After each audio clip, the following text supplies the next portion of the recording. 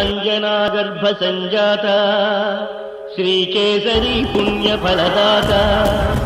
माल्यवंत शृंगरंगाटवी मध्य संस्थाता माहेश्वरापांगदुःखकल संभूत पितृभववारान्निधिपोत कपिवंशवार्धि जलजाता पारिजातानंद सुमवाचिका नित्य संचारा नगधीरा तुंगभद्रा तीरवासा पंचमुखहासा द्वैतमतकोशा राघवेंद्र प्रभासा माध्ववल्लभ महागुरु सूक्त वेदांत सिद्धांत पोषा जितमनीषा नित्य रामरस पीयूष बाण क्रियातोष सेवना संतोष हे अग्नि संकाश हे आत्म संदेश।